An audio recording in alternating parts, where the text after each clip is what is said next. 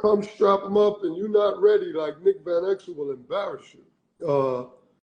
That's so I can't think of, and this is why I hate doing this because when I get off, I'm gonna say, man, I forgot that, you know. But those like 3, 4 come straight to my mind.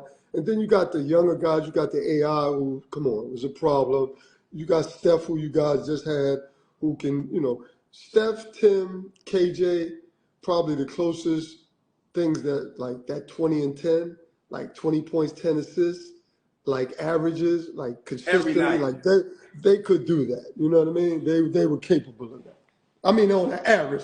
Now, forget when they give you 40, but just on the average. Facts. I wanna get into New York for a little bit.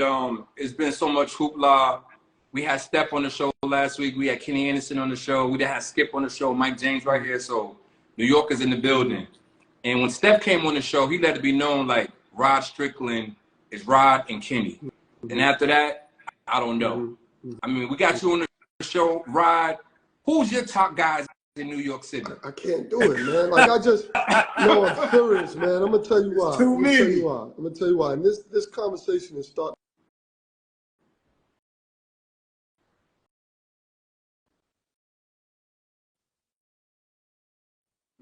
This is our city. I feel like this is my city. Like I was born and raised. Like even the street ballers. Like we had to go out and prove ourselves every day out in the parks, right? And to become who we are, to be that 17-year NBA player, to have such a competitive way about me, that all came from there.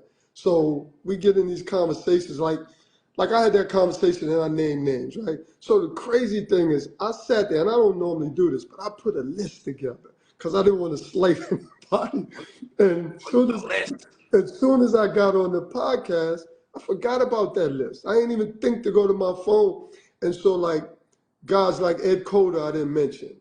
You know, Shaheen Holloway, I didn't mention. And Ed Cota is somebody, and I've told him, like, I'm a super fan of his. One of the best passers, like we talk about Mark Jackson, those guys, right?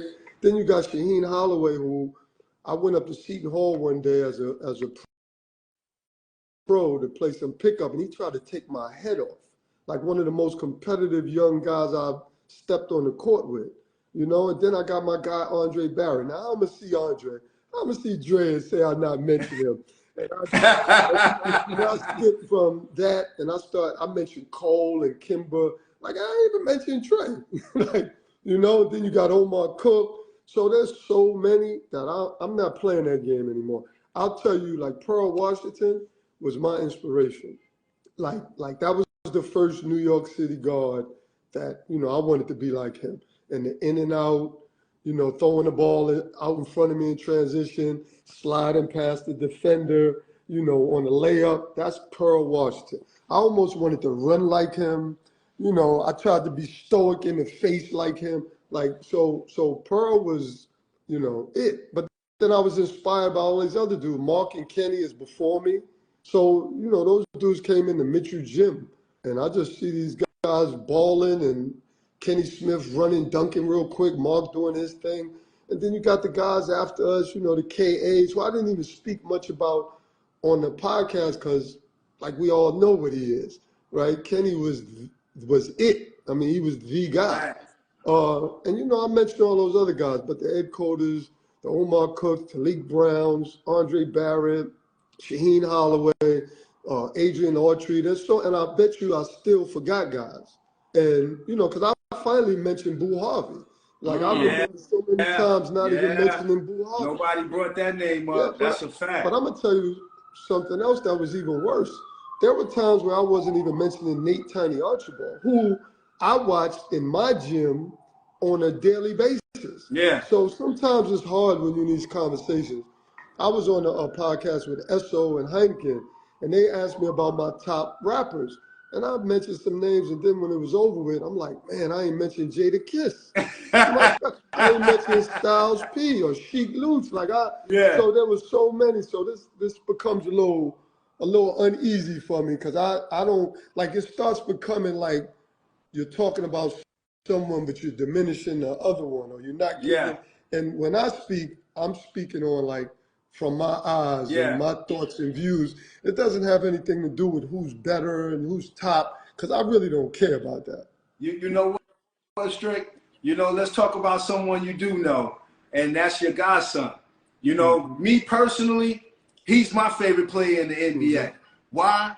Because when you can handle the ball like that, you become a giant on the court, and you can get wherever you want on the court anytime you can. And only person I think I've seen handle the ball like him is you finish.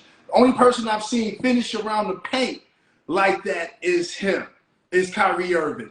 And the one thing I want to ask you was you taking the time to teach him this stuff, or was he watching you?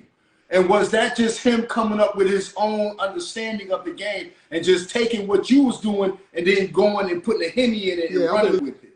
It was watching. Like, I mean, you know, he's obviously saw me, but he also has a father, you know, Dedrick Irving. Everybody calls him Drederick. That's his name, but we call him Dedrick. And Dedrick was nice. Dedrick played, and we come from the same cloth.